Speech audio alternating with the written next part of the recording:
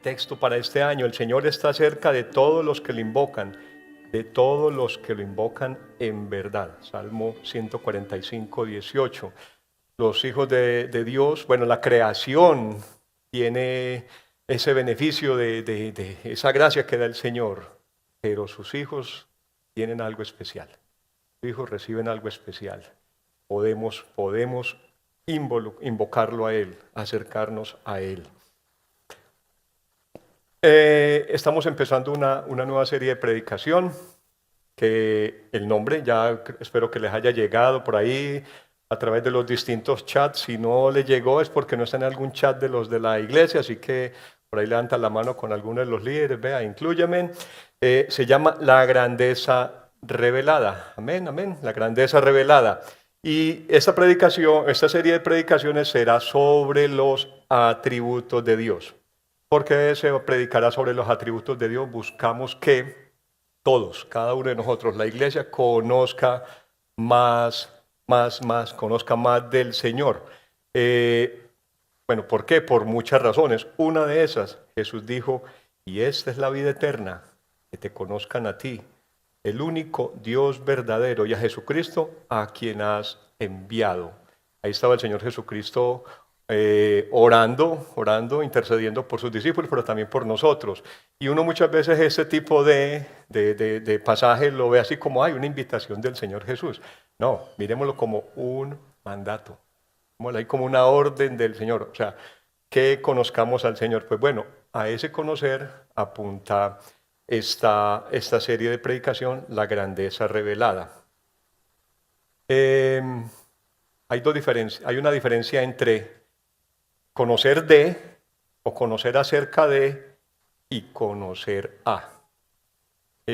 Un ejemplo. A la una, a las dos.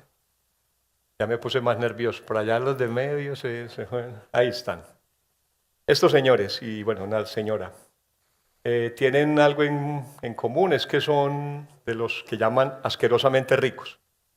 No sé si habrá alguien que sepa quiénes son esos 10 que están ahí, pero son asquerosamente ricos. Bueno, por aquí hay una mano levantada, muy bien. Aparte de eso, tienen algo en común, que de alguna manera somos usuarios, consumimos de sus productos, servicios, comemos de lo que ellos venden, nos untamos, nos vestimos con lo que ellos producen, ahí y ni los conocemos. Bueno, algunos saben de ellos su nombre, saben cuánta plata tienen, cuántos cientos de miles de millones de dólares, bueno, saben más o menos cómo amasaron su fortuna y ahí se va quedando el conocimiento acerca de ellos. No hay reggaetoneros ni de la farándula, que se ha visto que estos son como los que revelan como un poco más de su intimidad, como para a ver si se mantienen como en la recordación de todos. Estos realmente no. Hay uno de ellos que hace como un evento, una cena, donde alguien rico paga una buena suma de dinero, eso es para caridad, y en esa cena, que la hace no en su casa, hace la cena, y la cosa es, puede preguntar lo que quiera, pregúntenme lo que quiera, y de alguna manera él se ríe porque casi siempre preguntan lo mismo, pues como cómo logró su fortuna, etcétera, le piden algún consejo y él de alguna manera pues se ríe diciendo que perdieron su plata porque digamos, esas cosas ya todos la conocen, pues cómo invirtió, cómo la forma el método que tiene para invertir, etcétera, etcétera. Entonces, pues ahí no hay ninguna novedad. Realmente de esas personas, acerca de ellos conocemos mucho, están en las revistas y eso, pero de ellos no conocemos nada. A ellos como tal no los conocemos, tal vez nadie los conoce. Su intimidad, su casa, lo que realmente le gusta, lo que está en su corazón, ahí no hay nada. No les conocemos. Distinto a conocer a Dios. Dios, el que te está así, invitando, venga, conózcame, tenga intimidad conmigo, acérquese. Ahí hay una gran diferencia entre conocer acerca de y conocer a. Dios es cercano y te está invitando. A eso le apunta, digamos, esta serie de predicación.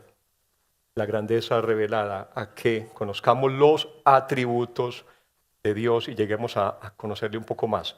Ahí hay otro pequeño problema, o gran problema para nosotros, en cuanto a aquello de los atributos de Dios o conocer los atributos de Dios.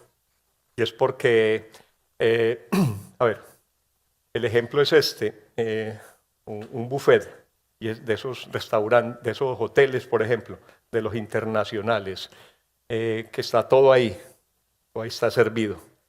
Tipo de comidas, de distintas culturas, etcétera. Y entonces yo cojo un plato así grande y una carne, 2 carnes, 3 carnes. Entonces cuando María dice, y la verdura, entonces uno coge papa, ¿cierto? Porque la papa también es como verdura, pues viene del mismo, uno cree que eso es verdura, y entonces, bueno, y todas las otras cosas están ahí. Pasa similar con los atributos de Dios, ¿cierto? Uno como que quiere a los atributos de Dios, amor, amor, amor, y cuando ya, y coloquémosle un poquito de misericordia y un poquito de bondad, ¿cierto? Pero hay otras cosas que, entonces cuando nos hablan, por ejemplo, de que es soberano, ya hay como que, no cojamos tanto de la soberanía, porque la soberanía muchas veces como que tratamos como que a veces sí, a veces no. O cuando nos hablan de la ira de Dios, ahí sí que olvídese, ¿cierto? Entonces, vamos a tratar de que tengamos, o sea, Dios no es como que elígeme o selecciona un 50%, un 60%, conoce un 60% de mí, conoce todo de mí. Esa es la invitación. El día de hoy vamos a hablar de uno de los atributos, es el primero, empezamos, serán unas 7 semanas de predicación, digámoslo, con el tema de los atributos de Dios, pero trataremos de hacerlo de manera expositiva. Hoy será sobre la soberanía de Dios y el título es Un soberano pero, un soberano pero. O cuando digo un soberano pero, puede decir un extraordinario pero, un enorme pero. En la lectura que vamos a hacer hay varios peros grandes, pero hay uno que la sacó del estadio. Ese es el que nos vamos a enfocar y será en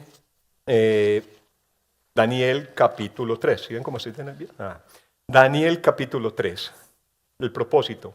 ¿Cómo entender mejor la soberanía de Dios por medio del ejemplo de unas vidas sometidas a Él? Daniel capítulo 3, ahí hay unas vidas, 3 hombres sometidos a Dios. Daniel capítulo 3, vayan ahí ubicándolo en sus Biblias. Recordemos aquello de que nos están llamando que la Biblia física, por algo será.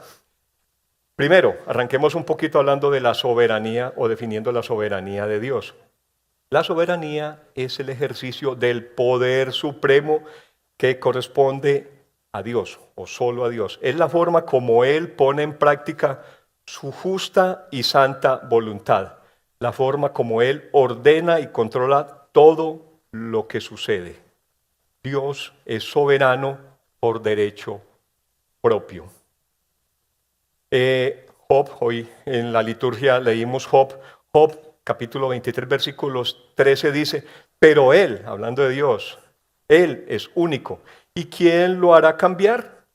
Lo que desea su alma, eso sucede.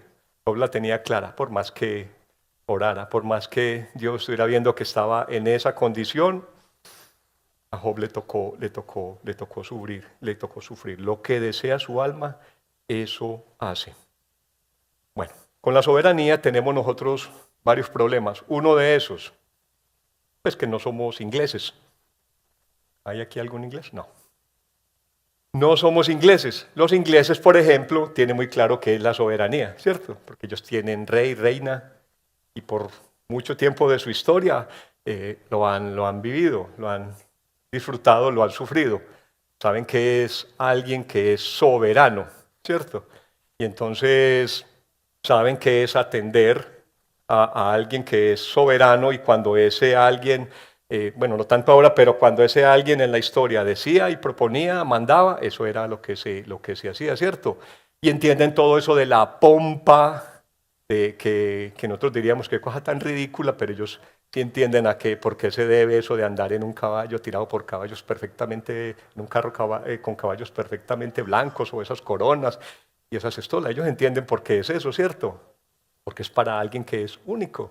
No hay otro rey como ese, dirían ellos.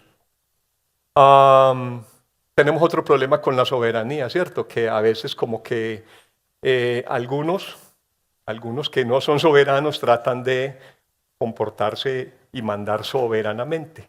Entonces, ahí como que eso no nos gusta, como que tratan de amoldar el poder a su amaño. Eso humanamente tampoco nos gusta.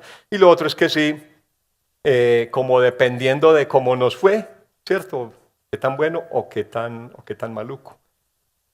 Cuando ejercen soberanía sobre nosotros, a veces sí, y que es sabroso, otras veces humanamente no es bueno. Pues vamos aquí a ver en Daniel capítulo 3 algo que en nuestra Biblia se titula la imagen de oro. Para llegar a este punto hagamos un poquitico de contexto. El pueblo de Dios, que en algún momento llegó a ser lo mejor de lo mejor, siendo muy chiquiticos, eran ahí el referente, se divide a causa del pecado. En algún momento piensan inclusive en medio de su decadencia,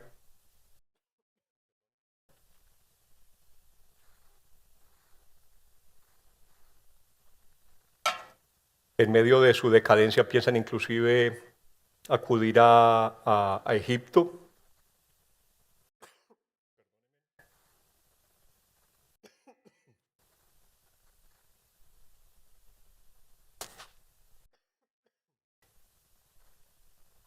Muy bien. El reino del norte ya había sido desaparecido por los asirios. Aparece un nuevo rey, un nuevo imperio, los babilonios.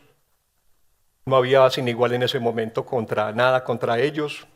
Van y masacran de alguna manera a los egipcios. Ese imperio, reino milenario, cae delante de los babilonios. De regreso, este personaje Nabucodonosor hace parada en Jerusalén, lo sitia, finalmente toma lo mejor que encuentra allí en el templo, lo lleva para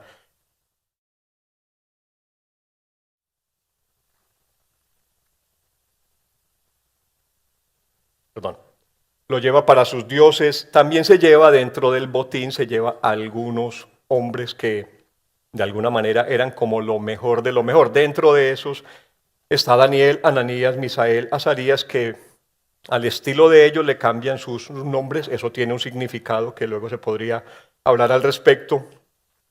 Pero toma como lo mejor. Y a estos, recordemos, los someten como a ese tiempo de entrenamiento. 3 años ahí a ver si aprendieron. Si son como esos hombres que son dignos de estar en la corte. Al final de esos 3 años, pues son encontrados que superan en conocimiento, que superan en sabiduría a todos los otros, y bueno, empieza como que la cosa va bien, a pesar de estar en el exilio, a pesar de estar exiliados, estar en una tierra extraña. Estos hombres probablemente entendían lo que Jeremías les había profetizado mucho tiempo antes. Ya les habían dicho de que iban a ser exiliados y que no iba a ser por poco tiempo. Dicen, edifiquen casas y piensen en quedarse. O sea, eso no es como que serán llevados allá por un tiempo, después habrá como alguna negociación o nuestro Dios nos devolverá y llegaremos aquí nuevamente. No, vamos para allá y eso va a ser por tiempo. Pues bien, en ese contexto, estos 4 hombres han progresado. En el capítulo 2, cuando lean capítulo 2 o relean capítulo 2 de Daniel, verán que hubo algo portentoso. Este rey estaba inquieto, no tenía paz, había tenido un sueño, el cual dice que había olvidado. Y llama a todos los sabios, adivinos, agoreros, yerbateros, astrólogos, todo lo que había allá. Bueno, si hubiera sido en estos tiempos, al indio amazónico, todos los llevan allá y bueno, ya sabemos que ninguno tenía la capacidad o la habilidad o el poder para saber el sueño, porque el rey ahí se las puso más difíciles. No, dígame cuál fue el sueño, yo lo olvidé, dígame cuál fue el sueño y denme la interpretación. Fallaron en eso y finalmente entonces ya sabe el edicto, van a morir todos, van a ser despedazados, es como la palabra que él prefería, despedazados, no sé, alguien como temperamental diría uno, van a ser despedazados. Pues bien, Daniel y sus tres amigos se ponen en oración delante del Señor, en oración, hay una hermosa clave, y bueno, finalmente Dios a Daniel le revela el sueño, van donde el rey antes de que se cumpliera ese edicto, le revelan al rey su sueño y a él devuelve la paz y a estos hombres los coloca, digamos, en un lugar de importancia. Ahí comienza la historia de nuestro capítulo 3. Muy bien. Doble dosis.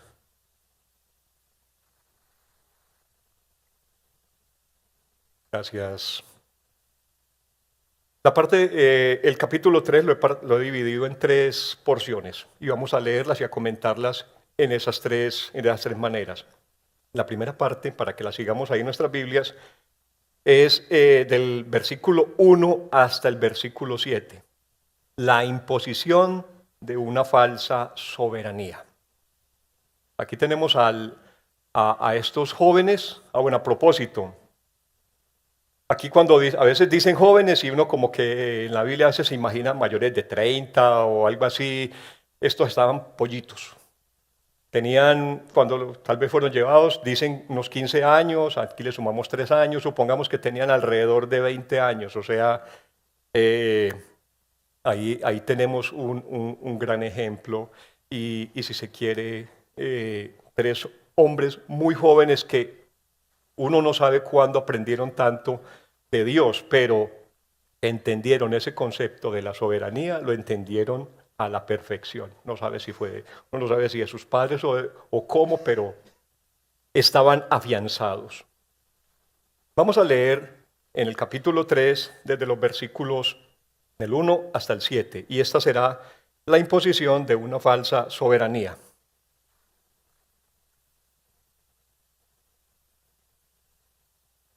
Muy bien, dice así la palabra del Señor.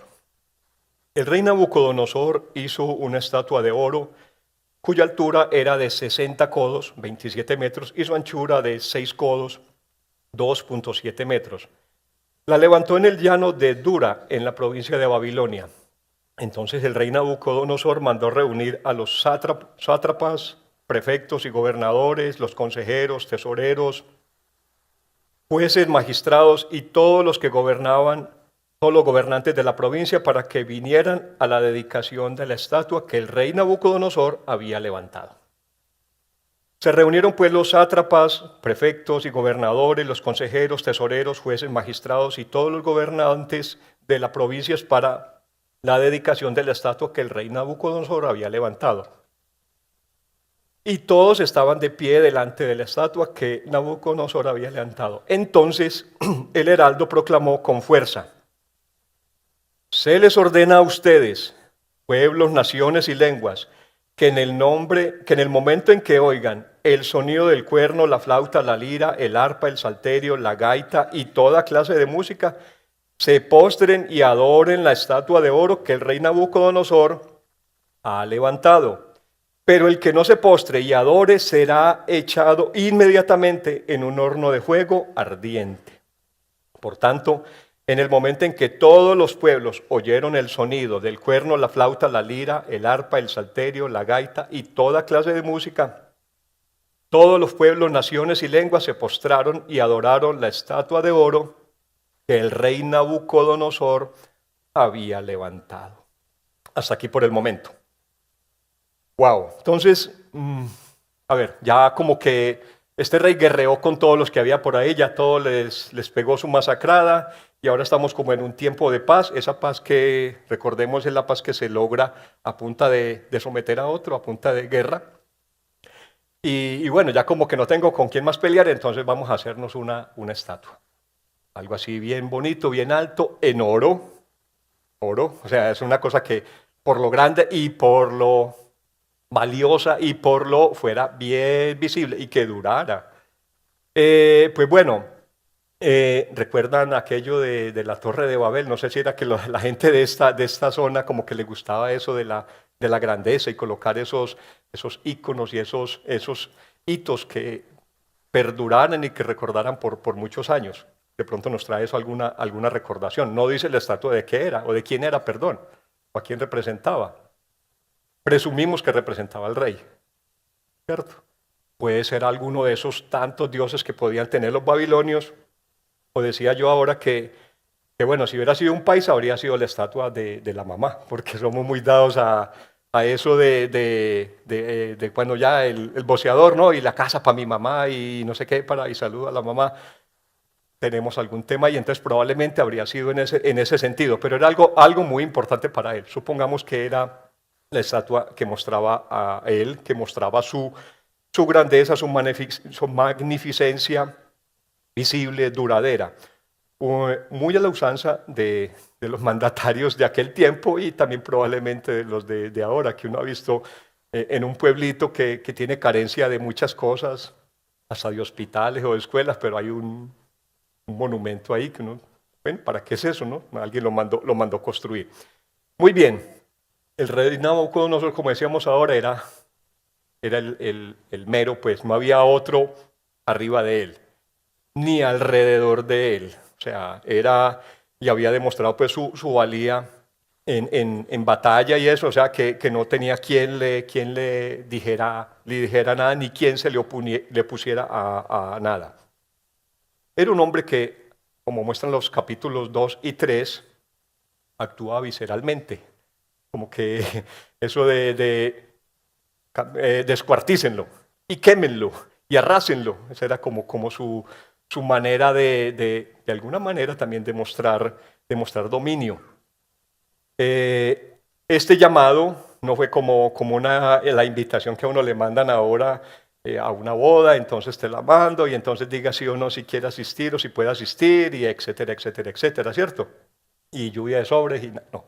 Aquí era, todos hay que ir, todos van a ir. ¿Y a quiénes está llamando? Pues aquí arranca por los principales, ¿cierto? Que los sacerdotes, que los sátrapas, que todos aquellos que era alguien importante. O sea, uno supone que todo aquel que pensara que era importante en ese reino, ese iba a acudir. Todos estaban llamados. Bueno, la música da a entender que era para todos los gustos y la música da a entender también que eso venían de todo el reino.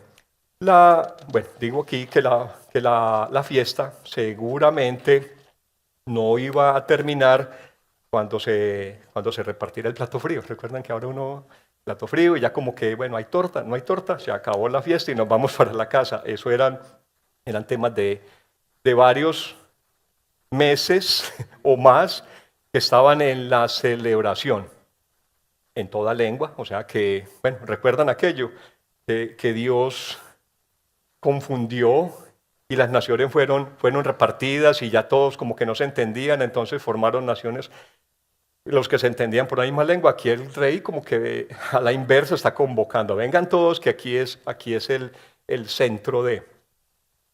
Empieza el problema, versículos del 5 al 7. Ese es un programa para adorar, ¿cierto? Esa es como la invitación.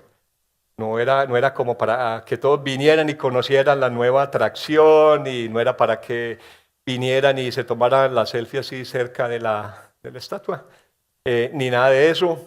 Aquí hay que venir es a adorar. Vamos a adorar a esta estatua.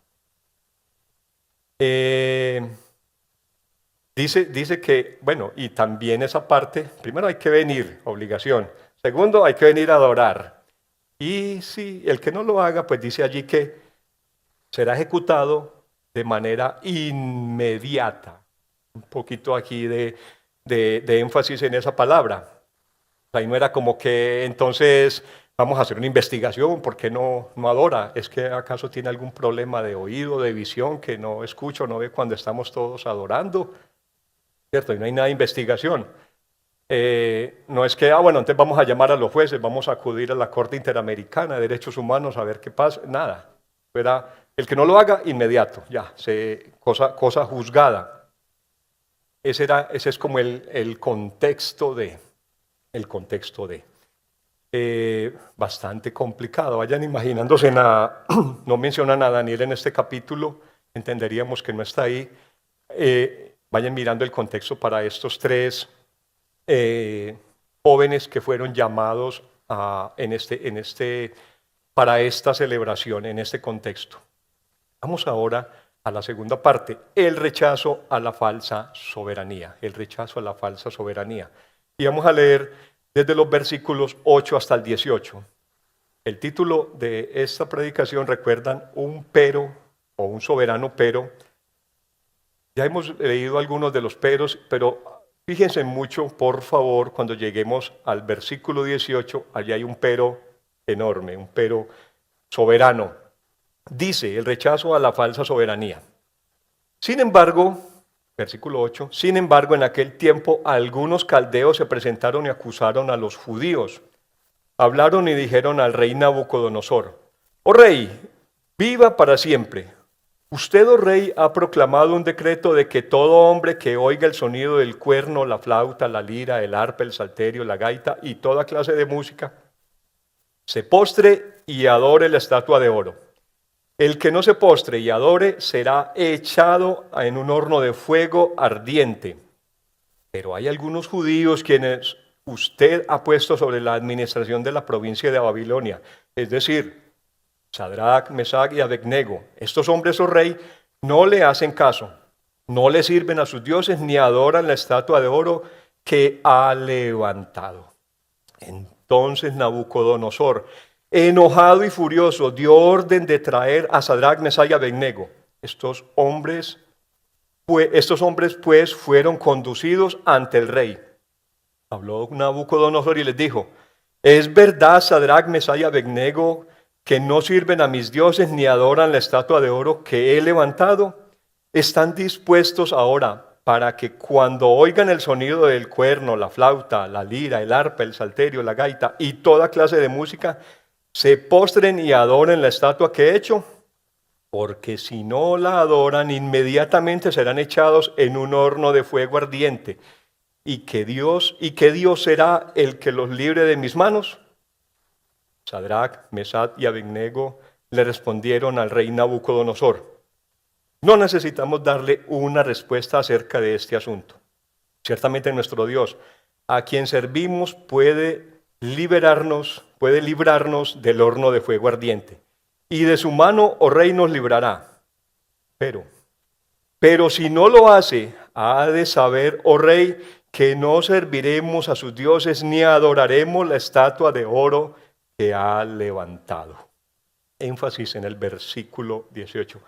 Pero si no lo hace, ha de saber, oh rey, que no serviremos a sus dioses ni adoraremos la estatua de oro que ha levantado. Muy bien, estamos en la rumba, el evento del año, o quién sabe de cuántos años, y empieza el problema. Aquí viene el problema. ¿Cuál es el problema? Se colaron unos evangélicos, unos protestantes, que no adoran, se nos metieron a la fiesta. Aquí tenemos a 4 jóvenes que son acusados, de verdad, son acusados de incumplir una ley. Cuando lean el capítulo 2 van a descubrir, o vamos a descubrir que es probable que estos mismos fueron de los que fueron librados de morir por no haber descifrado, no haber dicho, no haber interpretado correctamente el sueño del rey. Aquí probablemente son estos mismos, parte de esos mismos que los están acusando para que mueran. Algunos no obedecen la autoridad. ¿Y por qué? Es que estamos delante de ese Rey Supremo. Hay otro más grande. ¿Y por qué? ¿Qué lo lleva a no adorar a la estatua que él había colocado? ¿Qué lo lleva a desobedecer?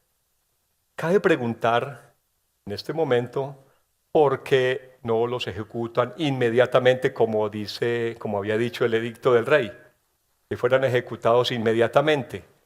sea, sin ninguna mediación. Aquí lo que dice es que van delante del rey, los acusan y el rey los manda a llamar, como, ¿qué será esto? Una segunda oportunidad. ¿Acaso estos tienen, qué será, algo especial? Digamos no lo dice, pero digamos que sí, los hijos del Señor tenemos algo especial y en este caso, digamos que hay una condescendencia, una segunda instancia y los llevan delante del rey. Aunque uno diría, pues bueno, para como los trata el rey, pues que ni los hubieran llevado. Tenemos a un rey que según nos dice el versículo 13 está enojado, enojado es aquí, y está furioso, ¿cierto? O sea, como que enojado y furioso, o sea, un poquitico más arribita. La palabra de Dios, y seguramente esos jóvenes en algún momento habían escuchado, habían leído, que dice, la furia del rey es como el rugido del león, quien provoca su enojo, pone en peligro su vida, decía, o dice un proverbio. ¿Acaso ellos no habían escuchado eso? Y cómo, hombre, ¿por qué no se declararon enfermos? ¿Por qué no sacaron alguna excusa para no ir allá? No sé, uno diría como que ves que el edicto no me llegó, es que el MED, bueno, cualquier cosa. No pude llegar. No, ¿por qué estaban? ¿Por qué asistieron? Obedecieron porque era la autoridad, pero causaron la ira y el enojo del rey. Su vida estaba en peligro. Recordemos que eran los gobernadores, y en este caso de la provincia de Babilonia, que probablemente era la mejor provincia, la mejor parte, la mejor tajada, la más deseable para gobernar en ese extenso, en ese enorme reino. Entonces, en ese contexto, y pronto para entender un poquito la ira y el enojo, ira y enojo, enojo, ira, de ese rey, ¿qué pensaría él? ¿Qué estaría pensando?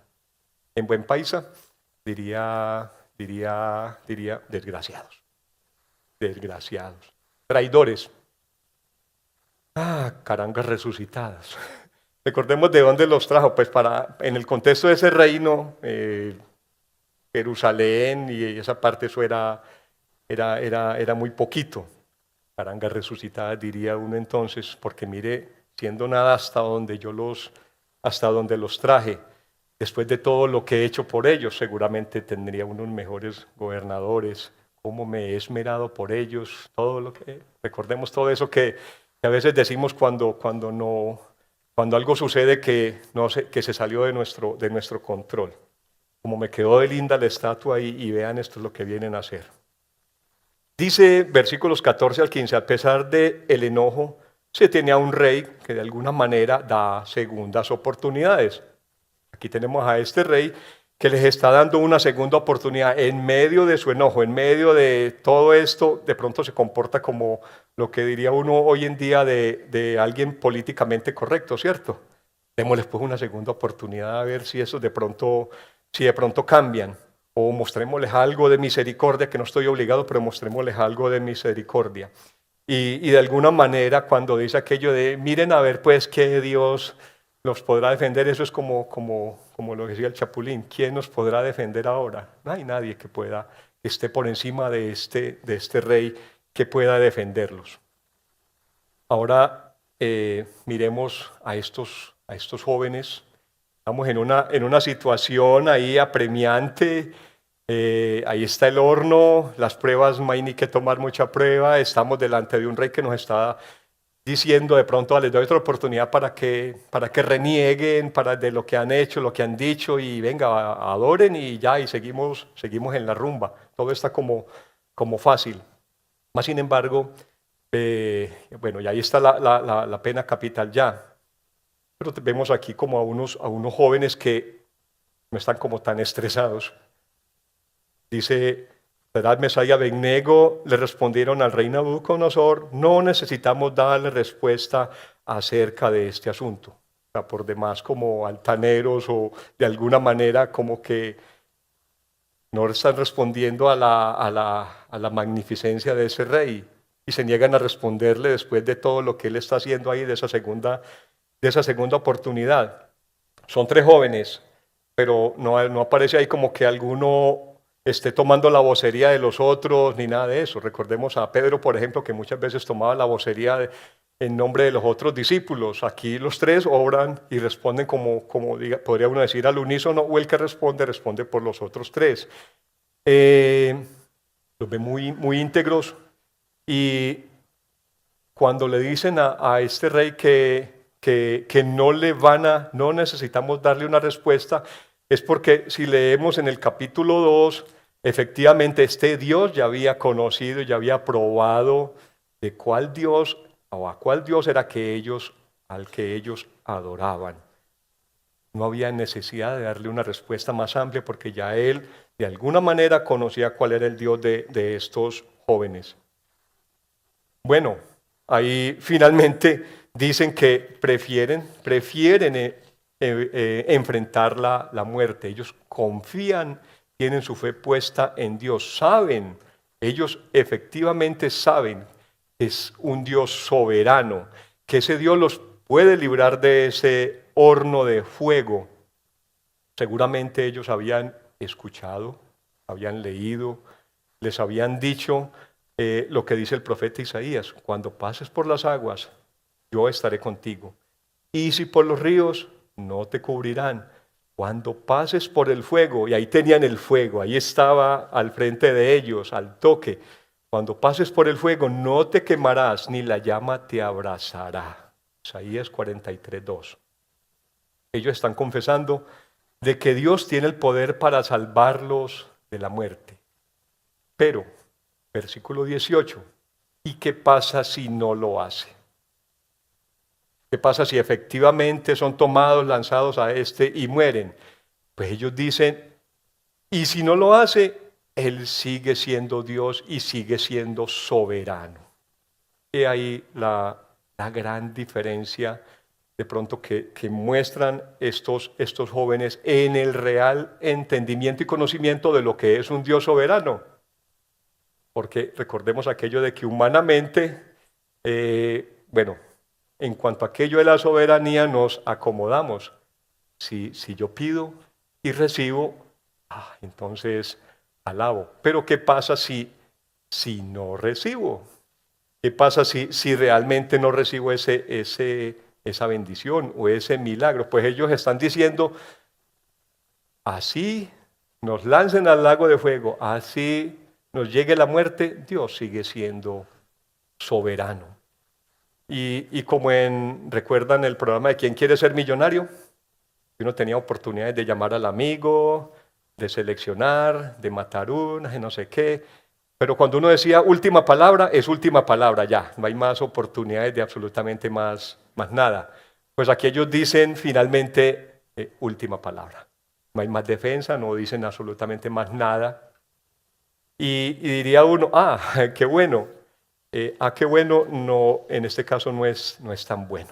Recordemos que tenemos a un rey, que está furioso, enojado, en gran manera. Entonces dice, versículo 19, vamos a leer el capítulo desde el 19 hasta terminar. Dice, entonces Nabucodonosor se llenó de furor. Bueno, ya uno no sabe hacia dónde más puede subir. Se llenó de furor y demudó su semblante contra Sadrach, Mesach y Abednego. Reaccionó ordenando que se calentara el horno 7 veces más de lo que se acostumbraba a calentar. Y mandó que algunos valientes guerreros de su ejército ataran a Sadrach, Mesach y Abednego y los echaran al horno de fuego ardiente. Entonces estos hombres fueron atados y arrojados con sus mantos, sus túnicas, sus gorros y sus otras ropas en el horno de fuego ardiente. Como la orden del rey era apremiante y el horno había sido calentado excesivamente, la llama del fuego mató a los que habían alzado a Sadrach, Mesach y Abednego. Pero estos 3 hombres, Sadrach, Mesach y Abednego, cayeron atados en medio del horno del fuego ardiente.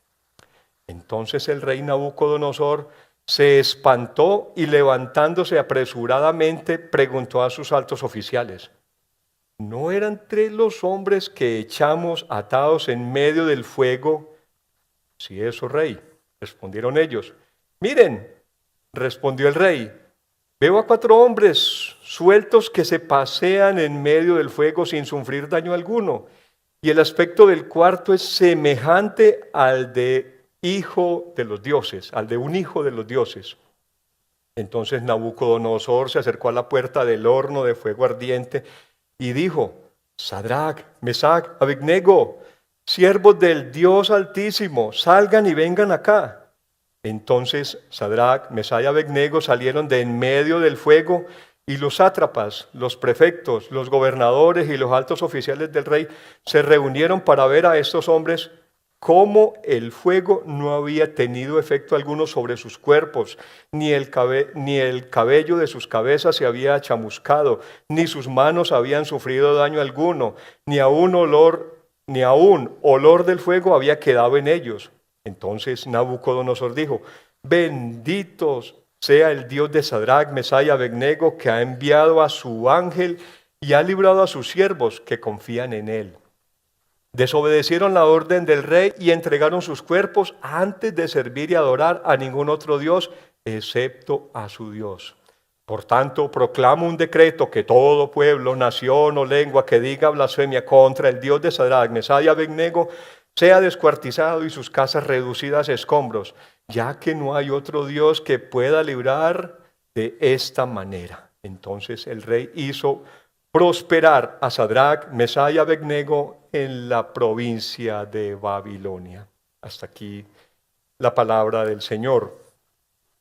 Miren, este rey pasa de la furia, el enojo, como dice aquí, el furor, o sea, iba creciendo e inmediatamente pasa al espanto. Ya. De un estado pasa al otro y vemos como que, él había tomado eso como que no era algo personal, como que se sintió, ¿cierto? El rey, más enojado, mandó incrementar la pena. Venga, este horno, póngalo en alto, ¿cierto? Acuerdo, cuando teníamos la parrilla eléctrica, póngalo en alto, vamos a cocinarlos bien, póngalo en alto. Se torna violento, lo toma como personal. ¿Cómo se atreven a negarse si estoy siendo misericordioso con ellos? La ley decía inmediatamente, mas sin embargo les estoy dando una segunda oportunidad. ¿Me están retando? ¿Están retando mi autoridad? ¿Me están desafiando? Diría uno hoy día, igualados, aparecidos. Póngalo en alto. El milagro lleva al rey de la furia al espanto. Bueno, el milagro es, listo, ese horno está en unas condiciones que los emisarios mueren, mas sin embargo ve que los que están allá adentro se están paseando, están como fresqueados en medio y que ya no son 3, sino que son 4, y que uno parece como hijo de los dioses, y más adelante dice que envió a su ángel. O sea, aquí ya esto le tocó al rey cambiar de su estado probablemente natural a uno que tal vez no era muy común para él, y estaba espantado, dice la palabra de Dios. Y acto seguido, los manda a sacar de allí, ellos salen, se los manda a salir, ellos salen y comienza lo que se nota es que al parecer lo único que destruyó el fuego fueron las cuerdas, porque ellos salen por sus propios medios, y dice allí que nada, pues ya habría de por sí habría sido un milagro que al menos hubieran rescatado las cenizas, un milagro mayor que hubieran salido con quemaduras de primer grado, pero nada. Y hay énfasis en que los echaron con todo, con las ropas, con los gorros, con absolutamente todo, y salieron como si nada. Dice allí que ni el cabello, ni sus ropas, ni siquiera el olor, no había absolutamente nada. Entonces como que, aquí el milagro es superlativo. Ante un castigo superlativo, pongámoslo bien duro, bien difícil, que no haya escapatoria, entonces un milagro superlativo. Si hubieran sobrevivido ya habría sido mucho, pero no les pasó absolutamente nada. Y aquí tenemos a los gobernantes, aquellos que habían sido invitados a esta fiesta de adoración. Tenemos a estos gobernantes que se olvidaron como de la estatua, ¿cierto? Ya la estatua se pasa a un segundo o tercer plano, ya no se acuerdan de ella, y van ahora la novedad son estos estos jóvenes que están ahí y que ante este castigo, esta ejecución inminente, no les pasó absolutamente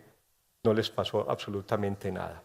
Aquí tenemos ahora a un rey con minúscula que se rinde ante el rey soberano. Tenemos a un rey con minúscula que manda a que todos le obedezcan a ese verdadero rey, un rey que de alguna manera a través de estos jóvenes recibió un testimonio que probablemente él no esperaba. O sea, volviendo a los versículos 16 al 18, ellos estaban tranquilos. Que la palabra cuando alguien está sufriendo en su corazón, cuando tiene temor, la palabra de alguna manera lo dice, pero no dice como que nada de ellos sudorosos, ellos espantados, ellos se acordaron y clamaron a Dios. No, la defensa de ellos fue como muy tranquila y muy corta, y ahora este rey dice, hay que adorar a hay que adorar a el Dios de estos jóvenes. Y dice, y de alguna manera dice, tengan cuidado, y empieza a ser como el defensor de la causa de un rey que realmente no necesitaba ser defendido. Y para estos jóvenes aquí hay algún paralelo con Job. ¿Recuerdan Job que era un hombre acaudalado y que en un momento perdió absolutamente todo? Perdió sus propiedades, sus posesiones, y no había siquiera asimilado ese primer golpe, y pierde a su familia y no había asimilado ese golpe y pierde su salud, y llega hasta el punto donde su cuerpo era una sola herida, y conoce a ese Dios, confiesa a ese Dios, y Dios finalmente de alguna manera le bendice y termina diciendo como que si antes era rico, ahora Dios lo había bendecido mucho más. Pues aquí también tenemos de alguna manera tenemos a estos jóvenes que ya de por sí eran importantes, pero dice al final que Sadrach, Mesach y Abednego en la provincia de Babilonia fueron prosperados, que este rey los hizo prosperar. Miren,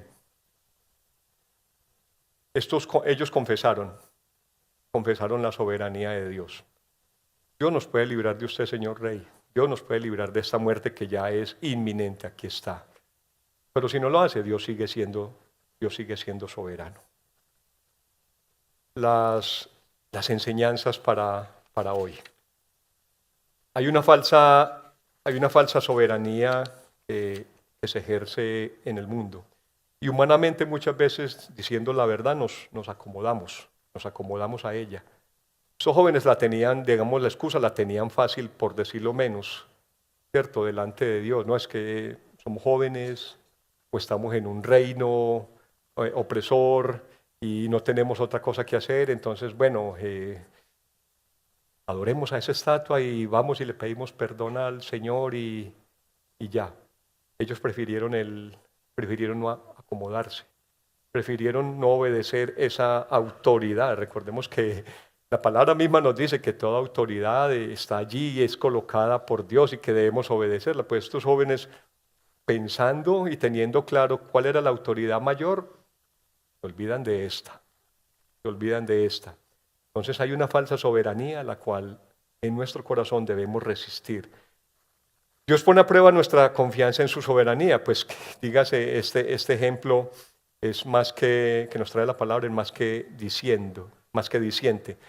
Dios de alguna manera nos prueba a nosotros para ver si realmente vivimos y confiamos en su soberanía. Y ese Dios que estuvo con Job y ese Dios que estuvo con estos jóvenes no ha cambiado nada. No le ha salido una sola cana, nada. Ahí está igualito. Ese Dios no ha cambiado. Los que confían en la soberanía de Dios, del Dios verdadero, no serán avergonzados. Estos jóvenes se mantuvieron firmes delante de Dios y Dios los respaldó. Dios los bendijo. Dios es soberano por derecho propio, hace como Él quiere de acuerdo a su voluntad. aunque Él tiene un trato especial con sus hijos, no hay seguridad de que nada malo nos pueda ocurrir o que nada malo nos pase. Pero en todo caso, lo que sí es seguro es que Él está conmigo, está con nosotros y que tenemos una esperanza segura en Él de vida eterna. Mi gozo está fundamentado en la soberanía de Dios. El Señor Jesús, iniciando su ministerio, resistió al diablo, resistió a adorar al diablo y dije, al Señor tu Dios adorarás, solo a Él servirás. Se resistió a adorar al diablo que le estaba en un momento de posible debilidad a causa de ese prolongado ayuno. Allí estaba el Señor Jesús, se resistió a adorar. Y a los discípulos les dice y nos dice a nosotros, en el mundo tendréis aflicción, pero confiad, yo he vencido al mundo. Recién pasamos por Navidad, ¿cierto? Y la disfrutamos, gracias al Señor. Recordábamos en la lectura recordábamos aquellos personajes tan especiales. Recordábamos a Elizabeth, a Zacarías, a Ana, Simeón, que por años estuvieron confesando la soberanía de Dios y que vieron la petición de su corazón al final de sus vidas, después de ya en una edad muy avanzada, y que por ejemplo Ana lo vio un instante, un momento, pero toda la vida estuvieron delante de Dios. Para nosotros, para sus hijos. ¿Cuánto tiempo has orado por salud? No levanten la mano. ¿Cuánto tiempo has orado por salud? Por ese dolor en tu físico, en tu cuerpo. Y que por más tratamiento, por más medicina, por más... Ahí está. ¿Cuánto tiempo has orado por eso delante del Señor? Y efectivamente, Dios te puede sanar. Pero está en su soberanía el hacerlo o no. Ora al Señor, no pares de orar al Señor por ti o por otros que sufren una enfermedad, por ejemplo, que no se sana. Y puede que recibas esa sanidad rápidamente, en muchos años, o puede que no la recibas. Dios sigue siendo soberano, no pierdas el gozo. ¿Cuántos años hemos orado por los hijos? No levanten la mano los padres. ¿Cuántos años hemos orado por los hijos? No pare de orar. Dios es soberano. Vea su voluntad, que vea los deseos de tu corazón, que tu petición sea cumplida, sea satisfecha por Dios. Pero es posible que no lo veas. No pares de orar. Y no pares de confesarte que Dios sigue siendo soberano. ¿Cuánto tiempo no hemos orado por empleo? ¿Cuánto tiempo no hemos orado por ese negocio que nunca despega?